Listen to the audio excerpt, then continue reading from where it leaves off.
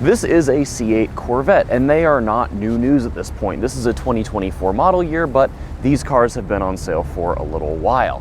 Welcome to Out Motorsports, the channel for cars as you are. My name is Jake, and I am indeed here with a 2024 C8 Corvette Stingray, but this is the one to get, and it's because it's a convertible. And I want to tell you why it's the perfect one to have, because I wasn't sold on the convertibles until I drove this one for the last week. The highs have been only in the mid to high 40s, but I've been driving it with the top down nearly every day, and it has made such a difference in how much I enjoy these cars. So let's just dive right in. So a couple things with the Corvette in general. Chevy will tell you that they sell a coupe and a convertible, and to me, neither of them is really those things. To me, they're both targa tops. You've got a manually operated targa top or a power operated targa top, and that is because the way this car is shaped, you've got the engine right behind you, it doesn't really have room to let you put a convertible top down and have it be flat, so you don't get a full convertible experience to me. Other people might argue that, that's fine, go off in the comments, but you don't necessarily get that. So on the coupe models, you get a manually operated targa top, and it's easy enough to remove, especially if you have long arms. It's fiberglass, it's pretty lightweight, but you do have to clear out the rear trunk to make sure it will fit. It's got little slots it clicks into there.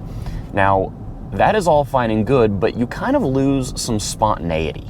And to me, the spontaneity of having the power targa top, power convertible top, whatever you want to call it, is the best part of this car, because it will let you operate the roof up to 30 miles an hour. It's just a button on the door panel, and this whole operation just starts taking place just like this. So if you decide, oh, it's a really great day, I'm just going to put the roof down, it takes all of, what, 20 seconds or so, and it's down. And then, of course, what that means is it's all the better to hear the 6.2 liter V8 when you've got walls right here.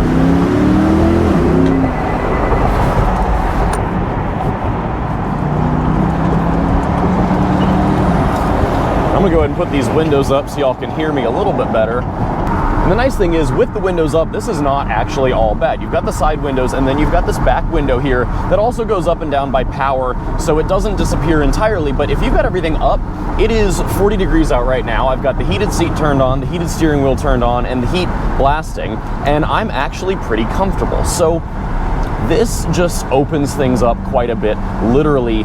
And yes, you can do it with the targa top model, the coupe model, but it's just not quite the same.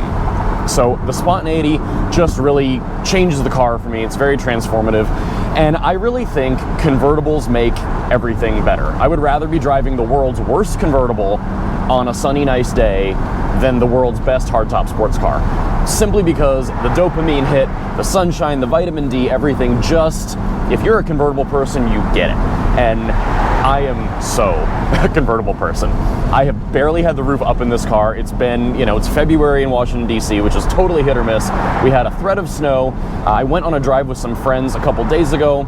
We put several hundred miles on the car in one Sunday, and we had the roof down for most of it, and it was totally pleasant. There's not a lot of buffeting in here.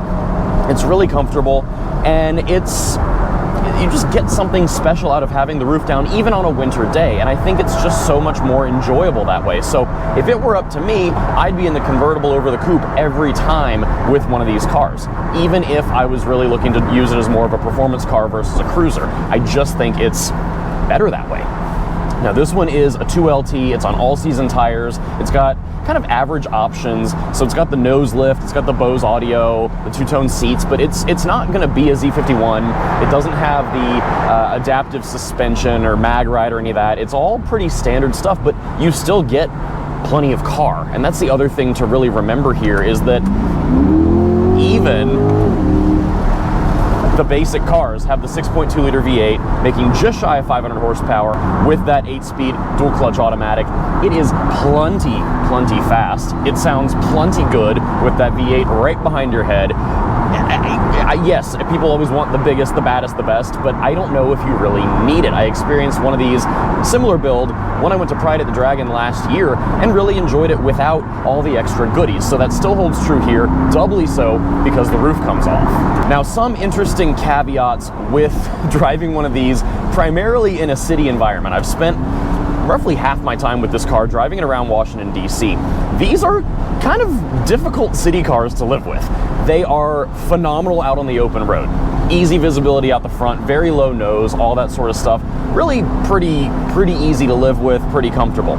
In the city, still good comfort, and keep in mind this is on the all seasons. It's on a smaller wheel with a little bit bigger sidewall than, you know, one of the top wheel options, but it's really hard to see out the back and out the sides. So parallel parking in this has been a bit of a challenge. The dual clutch also doesn't help, simply because it doesn't creep quite the same way as an automatic. They've got it tuned really well. It behaves really nicely in traffic, so it doesn't feel super shuddery or anything, but it is still just a little more challenging to parallel park this car, especially because I'm just always worried. All you can see in the mirror is the hips, which it's a great view, but if you're trying to park and not curb your back wheels, it is a really challenging experience. Obviously something you'll get better at over time if you own one, but just something to think about. And then visibility out the back with the convertible especially is okay with the roof down.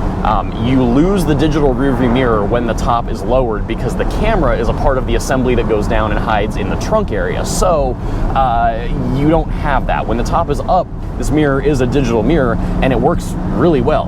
Very easy, but it's just a little more tricky. Just something to be a little aware of is all.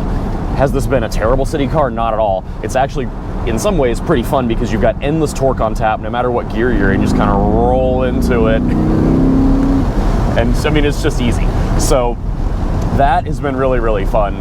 And like I said, the transmission behaves really well. It's very docile until you really roll into it. So the car is easy to just kind of slush around town in, and then when you want to stand on it on a back road or down an on-ramp or something, it'll take off and go. Easy to control even on cold tires on a cold day. You can get it a little squirrely if you know, lay into it mid-turn or something, but you know, really not that bad, and the traction management does a very good job.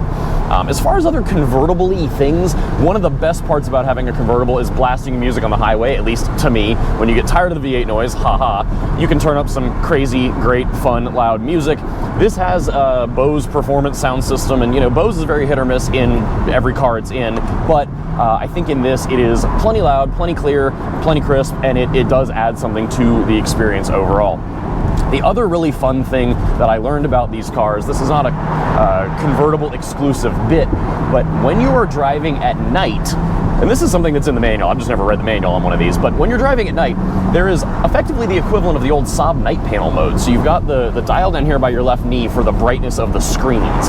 And if you're like me, you don't love screens, or even if you do, at night they can be kind of distracting. You got a lot of light being thrown at you. So if you turn that knob all the way down at night, the car will turn off the infotainment screen.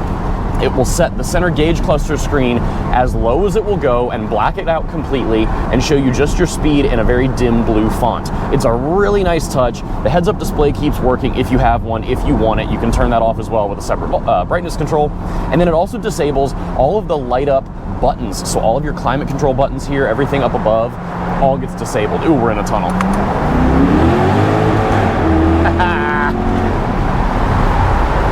I don't think I'll ever get tired of V8 noises, like ever. And again, having that convertible top down, just they're in the cabin with you. You're so immersed in nature with a convertible, and that's just the part that never gets old to me. My first car was a Mazda Miata. I've owned several other convertibles since, and I just adore them. So to me, this is the one to get for a lot of reasons. I do love how these cars drive. They are just, they punch up in terms of performance. I've driven them on the track, I've driven them on the street. This is my first time really living with the convertible for an extended period of time versus the hardtop. And if you are a convertible person, or even think you're a convertible person, yes, they're both kind of target tops, but to me, this is the one to have. So with that, thank you so much for coming along. This has been a quick little review of the 2024 C8 Corvette Convertible in 2LT trim. As always, please be sure to like, share, comment, subscribe right here. Give us a follow on all the social media channels you've got and some you don't. And head over to outmotorsports.com if you're so inclined. We've got a bunch of events coming up in person this calendar year, on the racetrack, on the street, and everywhere in between. We would love to have you for any and all of that. Till next time, stay safe, be well. See you again soon.